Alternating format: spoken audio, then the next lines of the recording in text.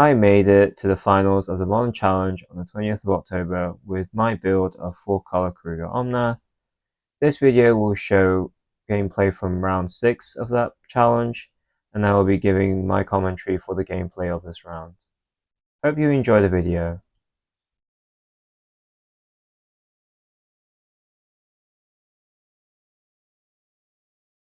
Round 6, Game 1. I'm luckily on the play.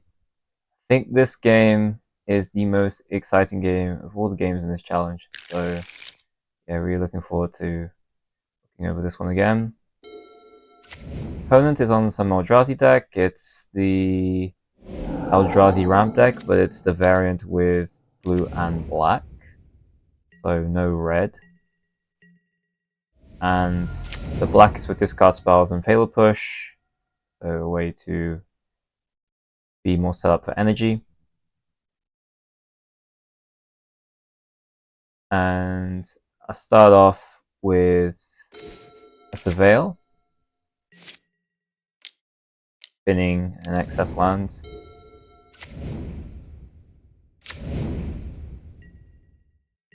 Always using the ice here to really stunt their mana where I can. I binding the Utopia Sprawl because in this matchup, every little bit of mana you can take them off on every turn is really important. Just delay sowing Microspawn for as long as possible.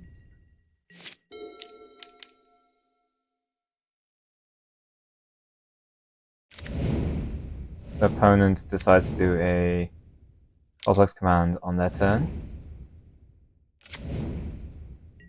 And yeah, the Dead Gone on one of the spawn tokens. Again, just gotta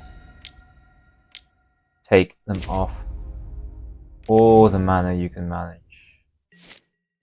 I shocked the Sacred Foundry in because I thought I would hold up the Solitude or just use the Solitude straight away. But then I thought, okay, well, I need to dig for something really quickly here. So I decided to play Playable Wing instead. I lost 2 life there, but because I thought that through a bit more, would have been tap the Sacred Foundry. Yeah, and there, the Inquisition that I was talking about.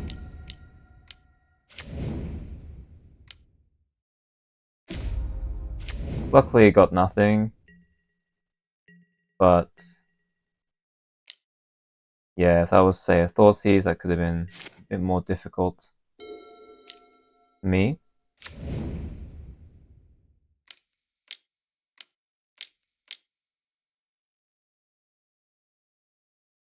Oh, and yeah, Devourer here was pretty rough. I don't think I deal with that ring at all for the entirety of this game.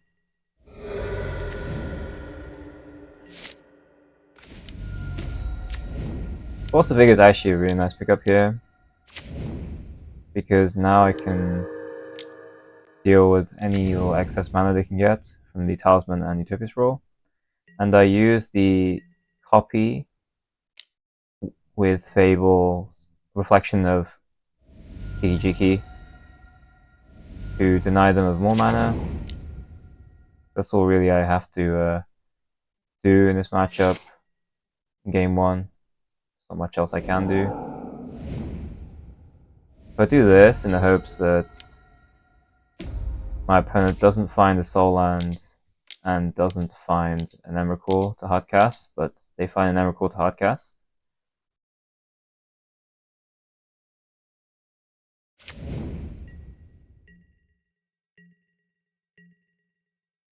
And Solitude, pitching the Supreme Verdict because I'm not interested in losing my entire board that easily. So opponent makes all the optimal plays here. Taking control of my turn, shuffling nothing.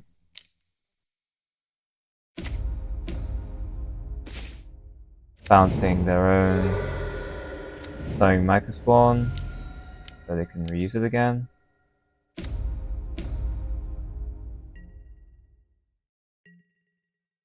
Getting rid of my extra Teferi there, which I could have used for something. The Shadow's Sidebind is a great draw here. And Elesh, a really, really good hit. Because now my plan is I play the Elesh, I hope to dodge something like Aula's Dust. And if I can dodge Aula's Dust, say my opponent tries to kick her, the Stunning Microspawn, I can double counter the trigger because of the Elesh ability, doubling the Tisha's Typebinder trigger. But opponent decides to Emrakul the Promised End instead. And after this, I think I know that I have the win, so it's just Flage, hits them twice. I need to find removal, of course, but don't even need to remove this Emrakul. I could just tap it with the Fire Ice, but I do remove it with the Binding, because that allows me to remove the ring as well.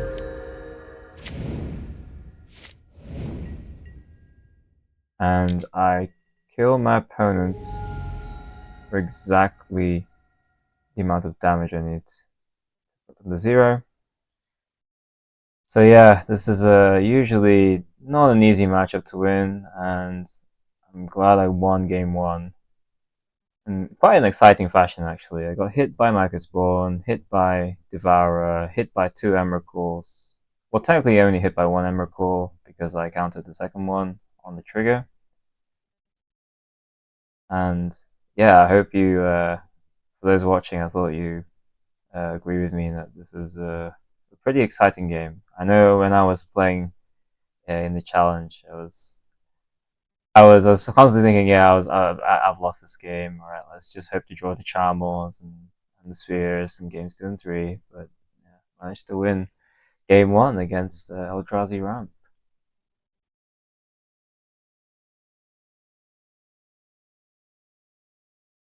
Round 6, game 2. I wanted to take some time to discuss the sideboard plan for this matchup, Eldrazi Ramp. I take out a lot of stuff. So the obvious stuff is like Dead Guns, Rough Tumbles. Take out the number of Teferi because this is not the Through the Breach version, which means that the instant speed versus sorcery speed dilemma is less important. And I bring in the 3 Charmors and the 3 Damping Spheres, the Force Negations, and Cosmic Rebirth. I take out stuff like Elishnorn and Flage. I know these won me last game, but since we're bringing stuff like Charmor, which will win the matchup in a more convincing and more relevant way, it's okay to take these out, some of these threats from game 1. And Flage is doubly exposed, so it's bad against Kozilek's command, but if they're on the Black Splash, then my opponent most likely also has a Bojuka Bog in their deck, which can be searched off as Stunning Microspawn. A note on Damping Sphere is that it's not that good against the hands where they're leaning on Utopia Sprawl and the Talismans, but it's good against the Soul Lands, and as I said in game 1, you really just want to take them off as much mana on each turn, every turn, and Damping Sphere helps you do that because it still penalizes the Soul Lands. So with the Charmors, you need them together because you need everything in this matchup, everything you can get. I also take out an Omnath because I want to fit in all the Force Negations I'm bringing in and all the other stuff. I'm also not diluting the threat density at all because I'm bringing in Charmors, the 3 Charmors. So I still have actual threats, but Charmor also helps me be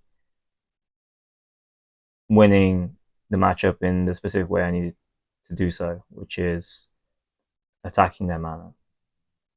I take out the endurance as well, the one of endurance, because I know that this is relevant against Emrakul the Promised Lands. Reducing their card types in the graveyard does delay Emrakul as well. But since I'm bringing in all this other stuff, I think this is an acceptable card. You keep him one anyway, because in my experience, I think first time I tested this matchup, I lost because I took both my endurances out and I had 4 cards left in deck after trying to draw all my Charmos. So I decimated their mana, but I would have decked out, and they were on some absurd life total, and I couldn't attack them realistically in 4 turns because I'd solitude a lot of their threats away. A lot of Emrakul's, I think. So yeah, keep in the 1 endurance because you will need to shuffle your own deck at some point. And I took out the Supreme Verdict here. So sometimes I keep this in, but sometimes I don't against these Eldrazi decks. I took it out against this one because I noticed the way the games were playing, it was just Micah Spawn into Emrakul. So at most I'd be hitting like 2 creatures. And this is really bad against Emrakul. In general, I do keep this in because the Eldrazi decks can build a big board and you need to kill all of these creatures all at once. And sometimes in that scenario, your board is empty because they've devoured destiny away your creatures or something like that. But this is really bad against Emrakul since it can nuke your board too, and they don't really care if their board gets nuked. They can just keep. They even have Shifting Woodland, so they can just copy the threat and then attack you with it every turn when it's in the graveyard. But yeah, so I published a free sideboard guide, and I think it differs from this plan I used in the challenge. So the sideboarding plan for this matchup is still pretty much up for debate. And the reason I'm taking some extended time to explain the sideboard plan is, well, we got lucky in game 1. I got very lucky in game 1. See what happens in game 2. I mulligan that, and a bit too risky. Keep a hand with Charmor, Force Negation. And this is something I always do. Take them off any mana you can, even if it's Force Negationing a Utopia Sprawl, that counts. And yeah, opponent fails to find the second land. And again.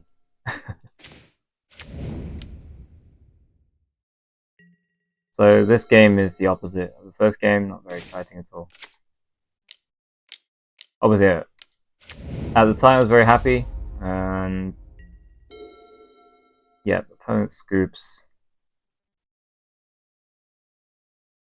Very unlucky for the opponent, and I got very lucky here. Very, very, very lucky. That's all I can say.